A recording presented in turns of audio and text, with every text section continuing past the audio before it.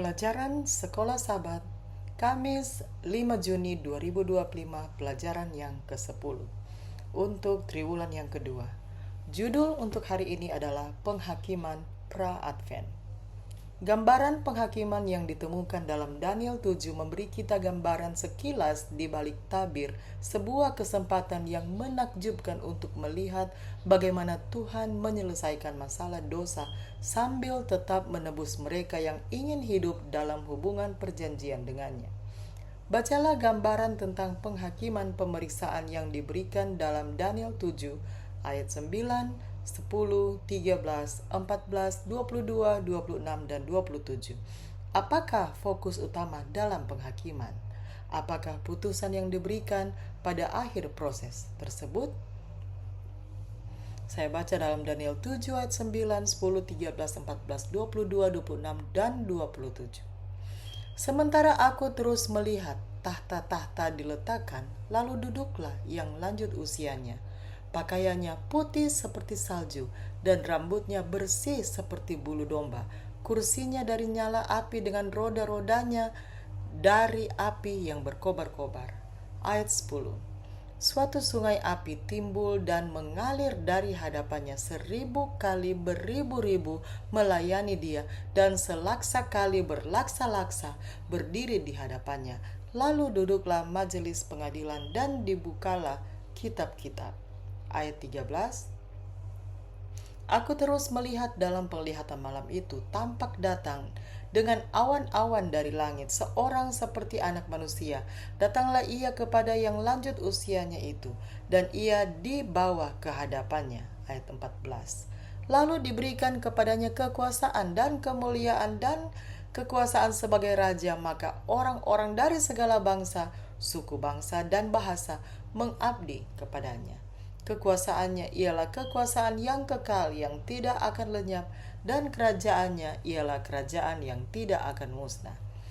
Ayat 22, sampai yang lanjut usianya itu datang dan keadilan diberikan kepada orang-orang kudus milik yang maha tinggi, dan waktunya datang orang-orang kudus itu memegang pemerintahan.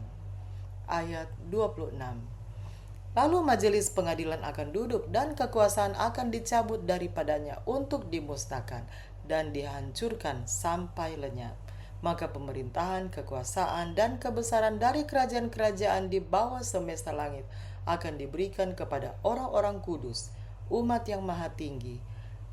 Pemerintahan mereka adalah pemerintahan yang kekal, dan segala kekuasaan akan mengabdi dan patuh kepada mereka. Itu adalah akhir dari ayat 27. Apakah yang dikatakan hal ini kepada kita tentang rencana keselamatan? Ada sedikit pertanyaan bahwa umat manusia dihakimi oleh Tuhan. Pengkhotbah 12 ayat 14 meyakinkan kita bahwa Allah akan membawa setiap perbuatan ke dalam penghakiman. Dan Paulus mengingatkan kita bahwa kita tidak perlu menghakimi satu sama lain, karena kita semua harus menghadap tahta pengadilan Allah. Roma 14 ayat 10. Tuhan tentu saja tidak membutuhkan catatan untuk mengetahui siapa yang diselamatkan atau terhilang, tetapi para malaikat yang telah memeriksa rencana keselamatan selama ini tentu saja ada pertanyaan. Mereka menjadi saksi pemberontakan iblis dan melihat sepertiga malaikat surga diusir dari surga. Dan sekarang Tuhan membawa kita ke hadiratnya. Tuhan membuka kitab-kitab itu dan mengizinkan orang-orang kudus melihat segalanya. Kisah permohonan Abraham untuk Sodom dan Gomora, satu model penghakiman, memberi kita beberapa wawasan penting tentang penghakiman. Dosa-dosa Sodom jelas sedang diselidiki.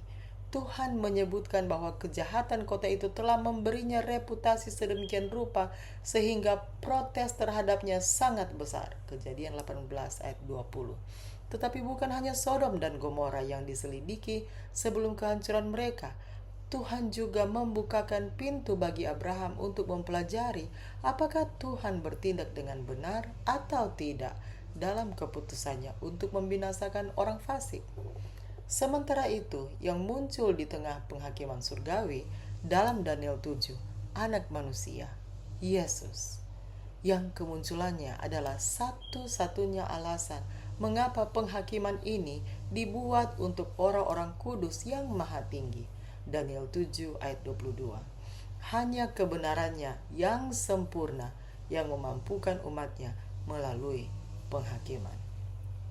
Bayangkan berdiri dalam penghakiman dengan semua rahasia Anda terungkap di hadapan Tuhan kita yang kudus. Apakah satu-satunya harapan Anda pada saat penghakiman itu? Demikianlah bacaan pelajaran Sekolah Sabat Kamis 5 Juni 2025. Sampai bertemu di bacaan pelajaran Sekolah Sabat selanjutnya. Tuhan memberkati.